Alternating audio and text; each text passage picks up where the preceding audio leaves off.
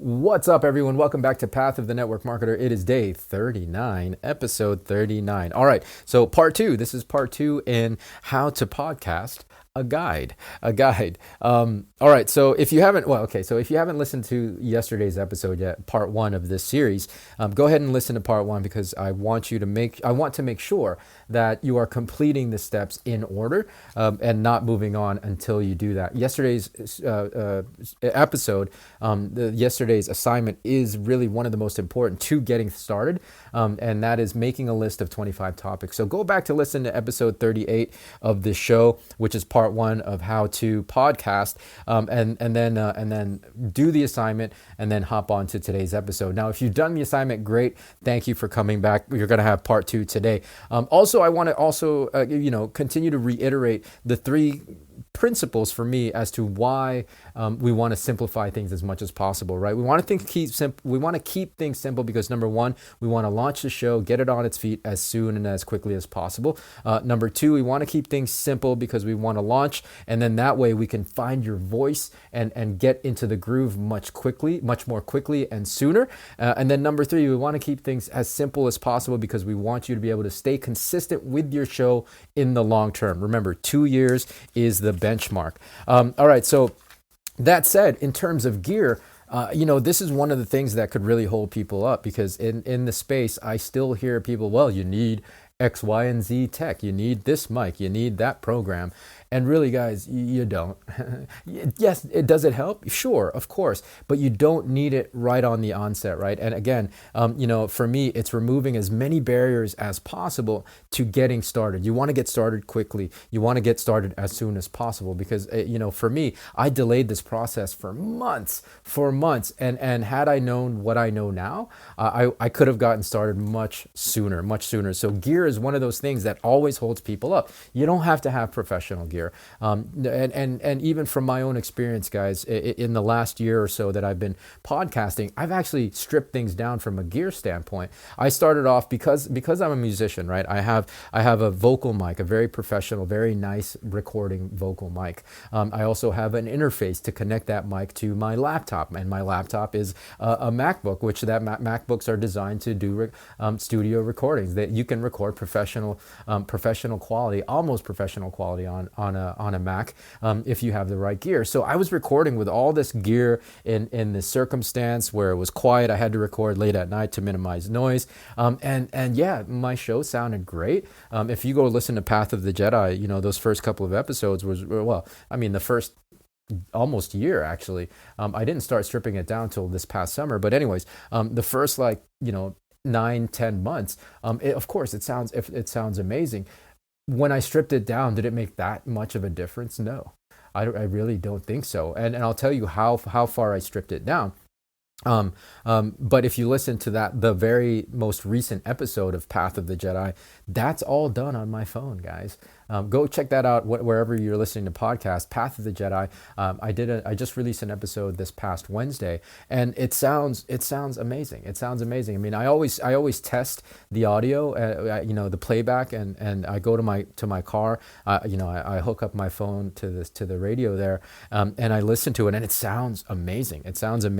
And I'll tell you exactly what I use. I used my iPhone, which currently is the iPhone X, which is the iPhone 10. So even my phone is, it's like 4 or 5 years old at this point, and I'm using wired earbuds, right? And that's it. For this particular show, I'm not even recording on GarageBand, which is what I do for Path of the Jedi. For this particular show, I'm recording on video first. I'm just shooting a video, and then I'm ripping the audio file from that particular video. I'm extracting the audio, and then I'm tweaking it just a little bit in post to balance out the sound. That's it. So the instructions for today's episode in part two is minimize your gear. Don't think about gear too much. You can always upgrade as you go, but again, as the main thing is getting started, and you can get started pretty much with what you have. Generally speaking, everybody has some kind of smartphone or smart device, right? I think people will have a smartphone before they even have a laptop, right?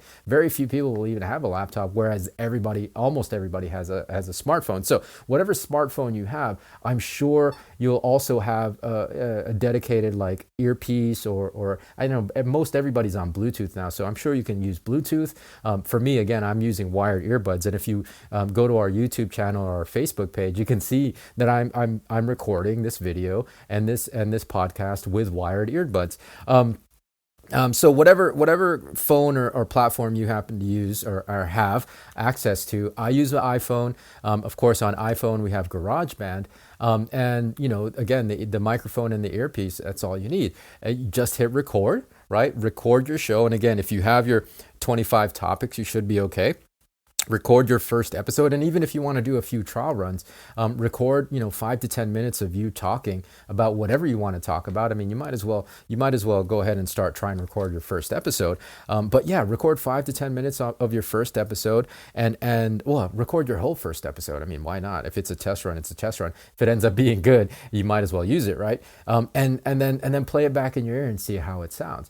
Now, with the whatever particular recording program you have, I don't know outside of iPhone, I'm sure phones will have some kind of dedicated audio recorder, and if not, you can find one in whatever app store or Google Apps or whatever that you have on your phone, that you can use, right? Like again, technology is so amazing that you really can do so much with this little micro supercomputer that you have in the palm of your hand. So find whatever recording program, and once you've recorded it, all you really have to do is just listen to it in your playback, and then tweak the EQ, the equalizer, just a little bit. And the tweaks that I generally make to kind of make the sound more rich is I boost the bass, I boost the low end just a hair, right? Like maybe just a little bit. On GarageBand for the phone, there's not much of like as far as numbers go, so I don't know how many